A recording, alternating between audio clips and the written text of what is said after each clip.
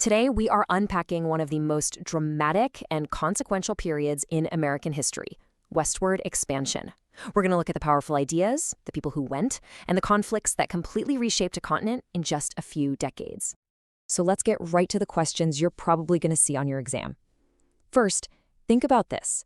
Why on earth, in the middle of a brutal civil war, was the U.S. government pushing so hard for people to move west? And what single powerful idea convinced millions to risk it all? Okay, let's start with a number that's just huge. 270 million. That's how many acres of public land the government gave away to private citizens under just one law, the Homestead Act. It was one of the biggest land giveaways in history. Here's our game plan. First, we'll dig into the big idea that kicked this whole thing off. Then, we'll meet the people who actually did it, the homesteaders, the cowboys, and the miners. And finally, we'll get into the profound and often violent consequences for everyone already living out there. All right, let's jump in. Before any wagons rolled west, before a single piece of railroad track was laid, there was an idea. And it was an incredibly powerful idea that set everything else in motion. So, in 1845, an editor named John O'Sullivan finally gave this idea a name, Manifest Destiny. He basically argued that it was America's obvious, God-given right to expand all the way to the Pacific Ocean.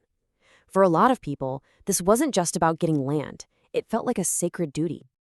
And that's the absolute key right there. Manifest Destiny gave people a moral, even a religious reason for expansion. It turned what could have just been seen as a massive land grab into something much bigger, a divine calling for the American people. Now, what's really amazing is how quickly the government turned this idea into action. Right in the middle of the Civil War, Congress passed two huge laws to make it happen. The Homestead Act offered up the land, and the Pacific Railway Act provided the way to get there. You know, President Lincoln actually backed these acts to promote a free soil west, partly to block slavery from expanding. So the government was throwing its full support behind this migration. Make sure you remember that year, 1862. The big takeaway is that the government used land grants and railroad subsidies to hit the accelerator on westward settlement. So who were these people who actually answered the call? Let's talk about the homesteaders. They were pulled west by this incredible dream, but what they found was often a harsh, unforgiving reality. This quote from O'Sullivan just perfectly captures the promise they were sold, right? Limitless opportunity in an untrodden space. But here's the thing. That space was not untrodden, and those opportunities came at a huge and often tragic cost. And the reality was just brutal. They were called sodbusters for a reason. With almost no trees on the Great Plains, they literally built their houses out of mud and grass. They faced insane weather, from tornadoes to blizzards. They dealt with swarms of locusts that could eat an entire farm in a few hours. And on top of it all, they were often deeply in debt and totally isolated. So while these small family farms were just trying to survive, huge commercial operations called bonanza farms were actually making money. They could afford all the new technology and labor. Quick recall. Who could claim land under the Homestead Act? Any head of household over 21, and that included unmarried women. But remember, the reality for most homesteaders was a constant battle against the environment and the economy. But farming wasn't the only thing pulling people west. There was also the promise of getting rich quick, which really created the Wild West we think of today. And this promise was built on two things, the glitter of gold and the huge profits from the cattle industry. This timeline really shows you just how fast everything happened. It kicked off with the 49ers hunting for gold. Then came the era of the great cattle drives and the American cowboy. And then it all came to a surprisingly sudden end with a simple invention, barbed wire, which closed the open range forever. And here's a really cool detail a lot of people don't know. The iconic American cowboy didn't just appear out of thin air. His tools, his skills, even a lot of his language, his saddle, his lasso, it was all borrowed directly from the Mexican vaqueros, who had been ranching in that area for centuries. So what was that one invention that completely changed the cattle industry? It was barbed wire, patented in 1873. It let big ranchers fence off their land, and just like that, the era of the open-range cattle drive was over. Remember, the West's mining and cattle industries very quickly went from being about individual fortune seekers to being dominated by big corporations. Now, This relentless push west by settlers, miners, and ranchers was heading for a direct collision with the Native American tribes who had lived on these lands for generations. And that conflict was absolutely devastating. When you look at this timeline, you see a tragic repeating pattern. The U.S. government would sign a treaty setting up a reservation. Then, settlers would break the treaty.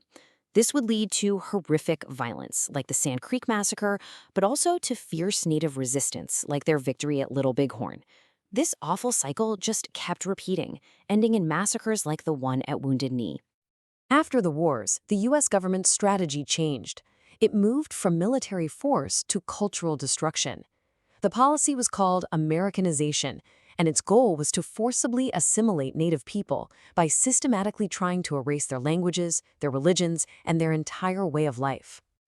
The main tool for Americanization was the Dawes Act of 1887. What it did was break up tribal lands, which were owned communally, and give small plots to individual families. Any land that was left over was called surplus, and it was sold off to white settlers. The result was the loss of millions of acres of tribal land. Remember, U.S. policy toward Native Americans evolved from treaties to war and finally to forced cultural assimilation.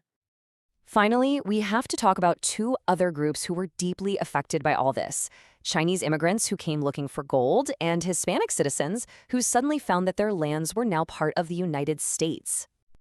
This chart really lays it out clearly. You see two different groups facing similar but distinct challenges.